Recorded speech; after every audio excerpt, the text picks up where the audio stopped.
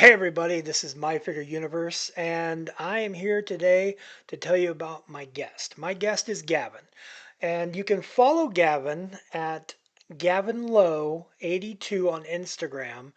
An amazing individual, an amazing story. I hope you're going to enjoy it. I learned things, and I love learning things. I learned about books that I'm going to need to check out. And I, of course, respect anyone that loves DS9. And Gavin has this most amazing DS9 model. I love it. Anyways, enjoy the interview, enjoy Gavin, and thank you so much for checking this out. And let's go. Hi, everybody. This is Ed from My Figure Universe, and this week I have Gavin. Now, I'm going to tell everybody the truth. I have never met Gavin until this very moment, and I am a very recent follower of Gavin and would like Gavin to just take the floor. Introduce yourself. Hi, I'm Gavin. I am a Star Trek collector. My Instagram is not exclusively a Star Trek Instagram. That's why it doesn't appear on all of the sort of follow circles for the Star Trek fans in the Instagram universe because I I don't use it exclusively to post about Star Trek stuff. Okay. And Mostly because I only have one in real life Star Trek friend. Two, if I count my brother-in-law, who's a Star Trek fan, but actually in real life, one Star Trek friend. So all of my Star Trek friends are online and around the world. So I usually just share stuff with them and talk with them direct and stuff like that. I don't post to a lot of Star Trek to my Instagram. That's the only social media that I use, and I don't post a lot to that because um, in Scotland you never want to seem like you're an evangelical about anything. Evangelicals are not popular in this corner of the world, and like if you're too evangelical about anything, then thing me. But I've started kind of um this year using it more and more to kind of talk about my passion for Star Trek because I've been collecting for a really long time. Well, I, for one, am glad that you reached out, followed me. I'm glad that you're using your platform for whatever. The one thing I truly love is when individuals are able to express themselves in a positive way. And the Star Trek community itself, I think, is one of the most positive communities, for the most part, unless you're talking about newer Trek, that you can ask for. I understand not having real life Star Trek fan or friends. This is something I grew up with. I grew up with not having a any friends that like Star Trek. I didn't meet someone that liked Star Trek until I was well into my 20s, and even with that, that individual is not someone that I'm close with. Um, I, by proxy, have brought my wife into the fold, so that's one thing. But it's still a lot of it's nice being able to speak with individuals like you and meeting people like you that also love Star Trek and can have these talks. I'm looking at your ships behind you and just chef's kiss. Beautiful, beautiful collection.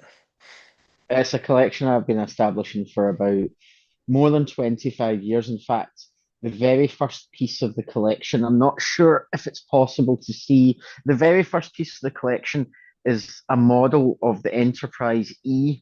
I see it. Um, that mo that model is the original. It was a radio. It's got a built-in FM radio to it that it was released. It was a limited edition one that was released, I think, as part of the promotion for First Contact, and it's got a FM rate. It doesn't work anymore because in Britain we turned off all the FM signals quite a few Yeah. years ago, and you only get digital. So it no longer functions sadly as a radio, but once upon a time it used to pick up FM radio. And that was the very first piece of my collection. Hmm. And my I would say, yeah, my first boyfriend gave me it, who now stays in the States, funnily enough. He now lives in America. He's now over in America, but the very first guy that I ever dated gave me that as a, and that was the very first piece of the collection. And then it Oh, just kind of went from there. the irony is we have FM radio here in the States. Yeah, yeah, And yeah. it's a beautiful piece. I don't think I ever truly respected the Enterprise E until later in life. Like when the D was destroyed and the E was introduced in First Contact, I did not like it.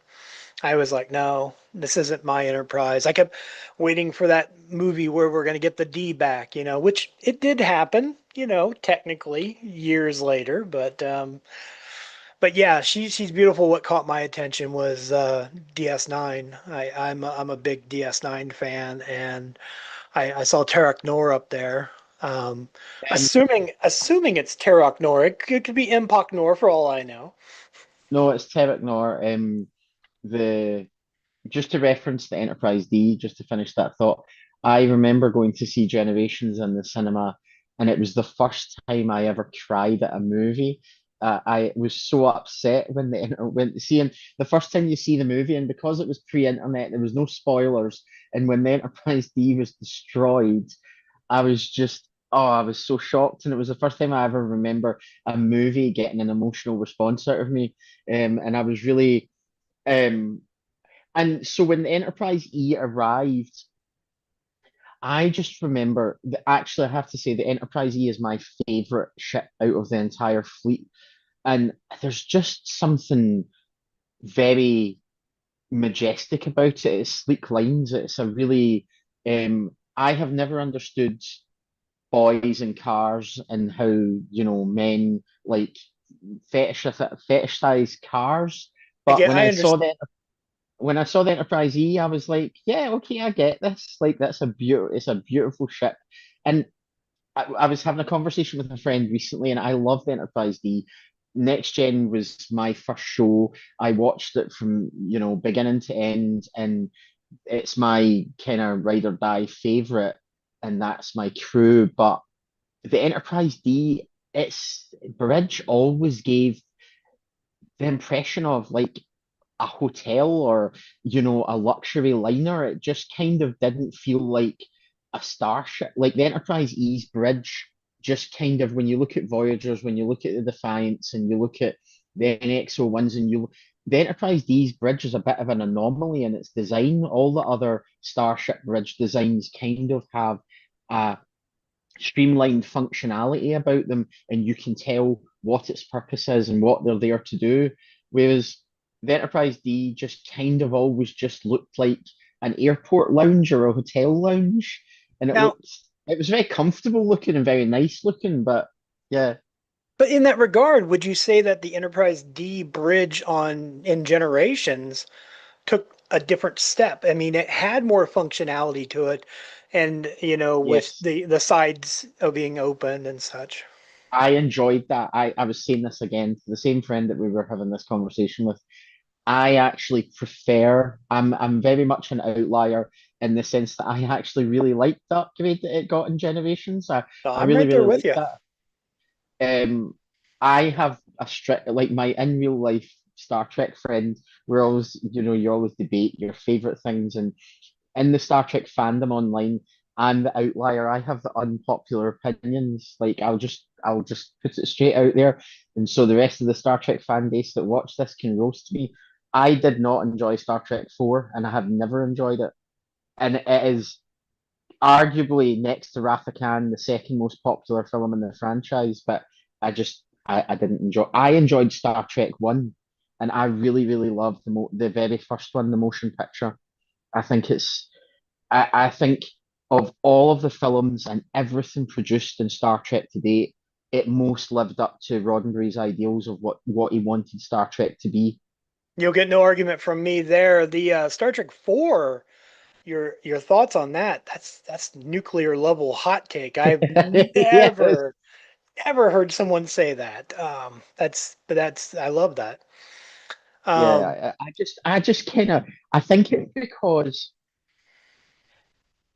I I did not have a great time as a kid. I was in care. I didn't have a great time as a kid, and I found I never humor was not a thing. Humor was a thing that I came to in late in life, and or much later in life, and I didn't gravitate towards comedy as a genre, and I didn't enjoy funny, and I just kind of didn't like the fact that it just kind of everybody thought it was hilarious and everybody thought it was funny. And I used to, when I was younger, I hated all of the comedy episodes in Star Trek, and I just didn't think that humor had any place in Star Trek.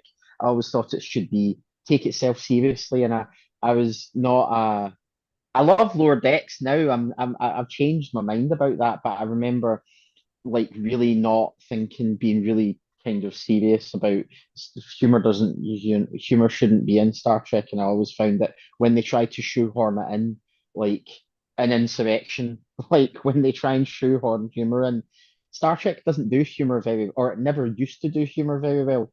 In our Star Trek, they kind of Deep Space Nine was the one where they kind of got it. They managed to do it funny, but I always felt if you look at our Star Trek, the Star Trek we grew up with, and all the new Trek's kind of found its feet with humor and has managed to weave it in, and it works really well. But I think the old Trek humor just kind of, I don't know, they it never.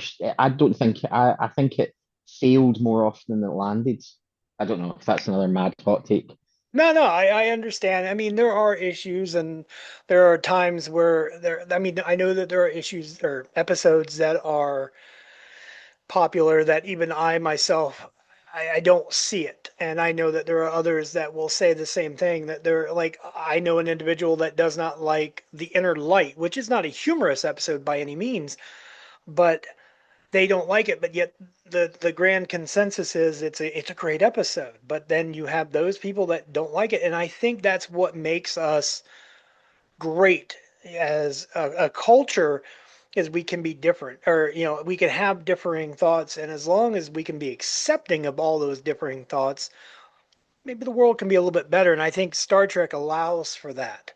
Star Trek is something that tries on its in its core to teach the acceptance of others and so on and so forth, even those that don't like inner light or humor, but yeah. I find it I find it Go very on. sad that the Star Trek community has become pretty divided, and it's really that broad church that existed isn't as close as it used to be, and like there's a really obvious divide in the fan community these days between old Trek and new Trek, and it's just very sad to me because it kind of misses the point of all of Star Trek. It's about bringing people together, and it's about being able to kind of, sit down and we've seen it time and time again in Star Trek, like um Garak being the best example, Garak and Quark being the best examples of kind of, you know, people that didn't share the ideals of the Federation and Star Trek and everything like that. But by the end, they had kind of, been formed bonds and made family with these people round about them. And I miss the fact that Star Trek seems to polarize more than it does bring people together now. And you just look at the debates over the episodes now. People aren't geeking out over all the science fiction. They're debating the merits of whatever message they're in. Star Trek was like Next Generation was a series of morality plays, and we just absorbed them. And as a fandom, we absorbed them, and we absorbed them, and we thought about them, and we kind of took them on as life lessons. And these days, everybody just kind of everybody um I don't know, I just feels like the Star Trek fandom's kind of, you know, a little bit more split than it used to be. Think there are a Um lot of people that want the 90s Trek back. They want that feel, that what it was. And unfortunately, you can't go backwards. We have to look forward. If we don't look forward and change with the time, then we get, you know, the way our geopolitical society is this day in these days, people that don't want to look forward. But on a yeah, lighter note, excuse me. You kind of answered one of my biggest questions about your favorite ship. I would have asked you about what your favorite ship was, and I'm going to assume it's the E. But Yeah, yeah. yeah. Um, but would that be a ship that you would want to serve on? Absolutely. I feel like we never got to see enough of the E. We never got, yeah, we didn't get to see enough of her. I would have liked to have seen a movie or more sequences on board her. Like in Nemesis, we did get to see more of her than we had done in the other films, the Yeah. two preceding films up to that point. And I just kind of feel like that E was just I think it's because it was in high school. I was in high school when First Contact came out, and that film came out, and um, it just felt very uh, cool and new, and it's a very up till a certain point, it was the most as the fate we're the most advanced ship in the fleet, and it just I think its potential was really untapped. Like they really never kind of went into its potential, and it's a shame that we never got to see more of her and what life was like on board the Enterprise E. Because I'm a big collector of the Star Trek pocketbooks, um, and I've got, I think, all of them published since, because they did a reset of the pocketbooks universe when Star Trek ended in 2004, and before it rebooted in like 2009. They did it because it was off the screen for the first time ever. They gave pocketbooks license to kind of print stories and tell stories they had previously not been allowed to tell. So it turns out pocketbooks were restricted in there. They had very strict editorial guidelines about what stories they could tell, what characters they could pair together, and stuff like that, because they had to be mindful of what was being told on the screen at the time. But when Star Trek went away, they released them, and so they published loads and loads of books on the Enterprise E, and it was fun to read those because you kind of just got a bigger, insight into the ship and what it was like and everything like that. And I just love that. Um, like everything about it's like the engineering, the bridge, everything about. Because my second favorite bridge is Voyager. That's my second favorite ship is then Voyager, and I just kind of like that sleek kind of, those dark grays and those blue lights, and I like that aesthetic. I really, really like that aesthetic they established. I really love the Voyager as well. I've been rewatching Voyager, and I've noticed that they did a really good job of balancing both the size and, if this makes any sense, the compactness of it at the same time. Whereas you can have Tuvok in one section, you could have Kim over here, and they were so far away that they couldn't talk to each other, but yet they could tap their comm and send a message to each other and whisper back and forth. And I thought, okay, that gives it size. Even though they are in a compact area, it still gives it that feeling of size. And I love that. And it was a fine balance. And this was something I thought I'm watching Voyager probably, I don't know, my 800th time, and I'm just Yeah. now thinking this. But so now you talked about the film. Now you said you love, the motion picture, and you're not a fan of the fourth. Okay, Star Trek movie, fine. What's your favorite? But outside of that, just to get to know Gavin, what's your favorite movie? Doesn't have to be Star Trek. Oh my God. I know it's Oh, a putting you on the spot kind of question.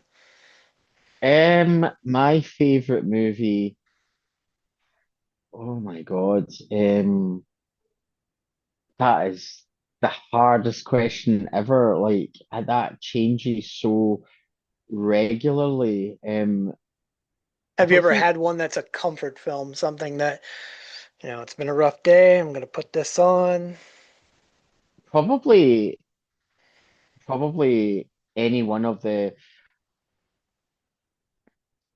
Star Trek films. I would say I really, really like. Um, Generations is a favorite film of mine. I like. I think it was only the second or third film I'd ever seen in the cinema. I didn't go to I didn't grow up going to the movies, and I think Generations was like the second or third film I ever went to see in the cinema. And I really like watching that. That's a really, really nice comfort watch. Because I was a film studies student very briefly when I was younger, and I have too many. When somebody asks me the favorite film, I'm always like, right, which genre, which decade? Like, I have Mm. too many lists. In terms of a favorite film, that's that is such an enormous question because it's like you watch so many films and they come into your lives at different points and stuff like that. But um, uh, I'd probably say my top three are Star Trek Generations, um, a really old 1940s screwball comedy with James Stewart and Katharine Hepburn called The Philadelphia Story. It's Okay. uh, it's It started out as a radio play, and it's a screwball kind of black and white romantic comedy. Cary Grant, James Stewart, and Katharine Hepburn, the sort of three big acting legends of that era, were in it, and it's silly and dumb and stupid, but it's very fun. I really really enjoy watching it because you can just turn your brain off and you don't have to kind of you don't you just turn your brain off to it and you can just enjoy it. Yeah. I'll Um, make it a point to watch it. If you could, well, it's probably on Amazon because all these old movies, the best place to find lots of because the copyright's expired on lots of them, so you Yeah. tend to find lots of them on Amazon these days. Um, but um, I would say my other favorite film is probably um, oh my God, I'm sorry I put you on the spot like that. no. It's just that favorite film question. It's like. Um, I would say what other films? Oh, it's too hard. Too hard. It's Too fine. hard. No, Too it's many one of those. decades. Too many What do they decades say? and too many. Sophie's Choice. It's like, how Yeah. do I pick my favorite? No, I get it. I have like if when people ask me, I always have that go-to answer, in my head. But like you, it changes all the time as new things come out. I think, okay, I really appreciated that. And the same thing happens to Star Trek. Like I constantly say that DS9 is my favorite show. I'm a Cisco guy. I appreciate Captain Cisco mainly because I looked at him as a father type figure. Um, and but then I think, okay, but I really, really love aspects of Discovery, and I love Lower Decks. So it's hard to actually pick a favorite anymore, and I get that. Deep Space Nine. So I said earlier, Next Gen is my family. Next Generation is my family. Me and Will Wheaton are birthday brothers. We're a decade apart, Oh, but our birthdays on the same day. And I have been fortunate enough that apart from I think Pat, Stu, and Jonathan Frakes, I've met a majority of. I've had the opportunity to meet most of them, and I they were my family. I think of them as family, and their show's a comfort watch. But Deep Space Nine is definitely the best show. It's definitely the best show. It's so extraordinary, but it's so hard to kind of. It's not like the other Star Treks where you can Voyager and TNG where you can just watch random episodes. With Deep Space Nine, once you start watching one episode, especially in the later seasons, you end up having to watch two and three and four episodes because the story just doesn't finish in one episode. it's very And true, very true. It was the epitome of binge watching before there was binge watching. yes, Yeah. yeah. It's an incredible show, and I have the way this unit, I think I've sent you pictures of it separately, but each square in this unit is themed to each series of old Trek. And so that's Deep Space Nine shelf. So that's like got all of at the back of it, you wouldn't be able to see it because it's too dark. I have the original when Deep Space Nine was first released on DVD and those old Oh, clamshell. dark purple kind of violet boxes. I have all of them. That's beautiful. Um, I love your setup. I do. I'm in the process of figuring out how I want to display things myself. I've gotten rid of some collectibles. I'm making room, and I look at things like your display, and I take inspiration. And there's so many beautiful setups on so many different people that yes, I follow, and all I can do is just be in awe of each one. And my husband is very indulgent. My husband is very, very in indulgent in what in the means? in the sense that he allows me to have all of this on, because that's not just right. I have all this behind me, but then in our bedroom, my library, I have my Star Trek library with all the books, Oh, and then dotted around our living room, I have more Star Trek paraphernalia dotted all over the place. He became a Star Trek fan because of me, and uh um he's a big Deanna Troy fan. He likes TNG, and he's a therapist like Deanna Troy. yeah, So he has lots of he steals all my Deanna Troy figures. He steals all my Deanna Troy stuff that's for his great. unit. He has a unit in his office, and it's dotted. It's dotted with like a million different versions of Deanna Troy. I I that's it's kind of like my son and his husband. My son-in-law is a sci-fi guy, so when they come over, I know I can have conversations with my son-in-law, no problem whatsoever. My son just sits there.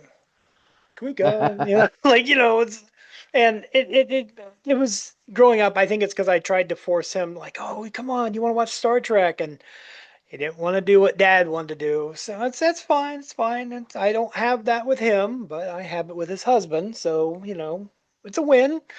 My wife, on the other hand, she's tolerant. She's very tolerant. And what was the wording you used for your husband? Indulgent. Indulgent. Yeah. Indulgent.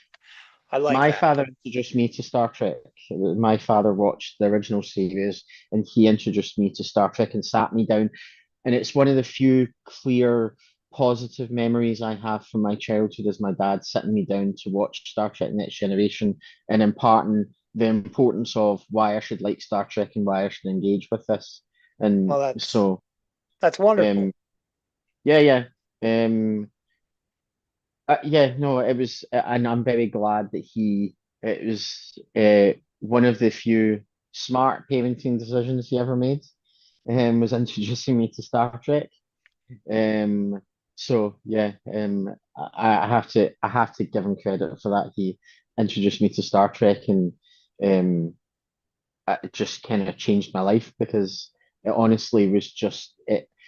Whenever I feel a particular way about anything, I can just throw myself. I can just pick a Star Trek episode, and that speaks to what about whatever I'm feeling about something. So yeah.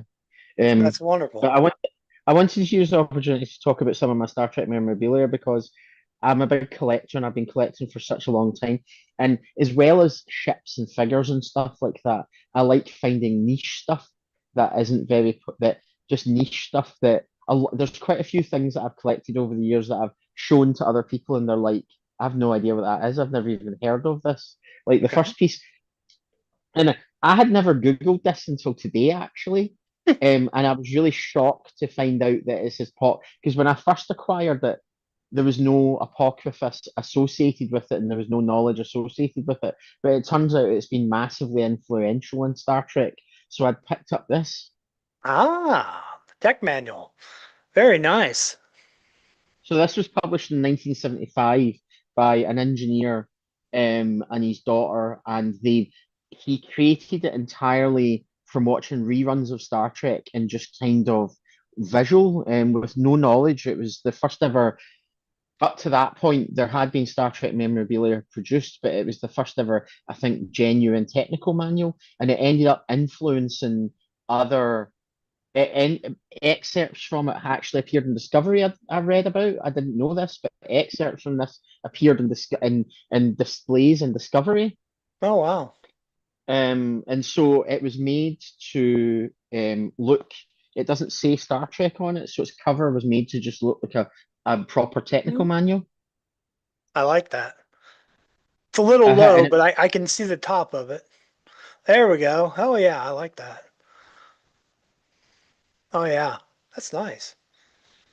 Yeah, yeah. So it was published outside the Trek sphere before some limited Trek merchandise. Majel Roddenberry had started a company and had started producing some Star Trek memorabilia, but um, prior to that, that book really accelerated it. The fact that it apparently had a real big impact on Star Trek merchandise and memorabilia, and they kind of apparently it made the apocrypha is it made its way into the hands of Michelle and Jean and kind of inspired them to kind of think bigger when it came to instead of just t-shirts and cups, they just kind of started thinking bigger about um, Star Trek merchandise. Well, I love it. I'm glad that she did. You know. hmm Um, And my get. Oh, other go on. fun thing, I found this in a library, and I believe that it was published under a pseudonym because I've never been able to find out any information on the internet about these or about this author. And I found them in a library, and I have never ever seen them in the wild at any Star Trek convention ever. And I managed to get these on eBay. Well, can you go down? Can you bring it down a little bit? Oh, the Star Wreck. Okay, So there's man, a series of them. are those from like Cracked Magazine, like reprints? I have no idea. They're published. They're written by somebody called Leah Rulewinski, and as far as I can find, this person's never. They were published in London, and they were published in the UK. And this author, as far as I can see, has never written anything else. So that's what makes me think it Fascinating. was a pseudonym. And they came with illustrations. Yeah. Wow, They're that's filled fascinating. They're filled with illustrations, and there's a series of them. I'm actually missing one of them, but they actually go all the way up to including DS9. There's actually one with the DS9 crew, so they were published in the 90s, and I'm they were gonna. written between TNG and Deep Space Nine, because in this one, even though it's not on the cover, they introduced the crew of Deep Space Nine into this. That's amazing. I've never seen those, but I'm definitely gonna look into those. That's wow. That is wonderful. And I appreciate that. they're hilariously funny because it's a parody. So it's like Captain Smirk, and they change Spock's name to Smock, and they change all their names, and it's the Enterprise is called the USS Teacup and Saucer, and it's like and Uh, it's modeled to look like look like a oh teacup. yeah, I love it. That's great. That's They're great. hilariously funny. They're very, very funny. Yeah, they're Gavin, very. Gavin, I hate to do this, but we're running out of time. I want to wrap this up. I want to have you tell everybody where to find you and how to follow you. And okay, Gavin, where can people find you and follow you on socials? People can find me at my brand new Instagram account that I'm creating off of the back of this lovely experience with the lovely Ed, who I would like to add is a great cheerleader for the community. He follows and promotes everybody, and he is really, really, we've become quick allies, and I hope we become really, really good friends out of this because um he's really nice. So follow, like, share, for the Trek algorithm, as they say. And you can find me. I'm going to be starting a brand new Trek fan account called the Transwarp Collective, where I'll be talking about my fandom and showing off pieces of my collection. That's wonderful. I cannot wait to follow that page as well. And thank you so much for the wonderful words and kindness. I appreciate that. I I thank you for your time. I will let this be the time that I say live long and prosper. And I'm so very glad to meet you and to follow you. And I cannot wait to see how this adventure continues for you with the Transwarp Transwarp co- Collective, Collective. I wanted to say community. I was like collective. which Transwarp you're a part Collective. of. You are the first honorary member of the Transwarp Collective. I appreciate that. Thank you. And you have a wonderful time. Thank you for And we'll being speak here. again. Thank you. Yes.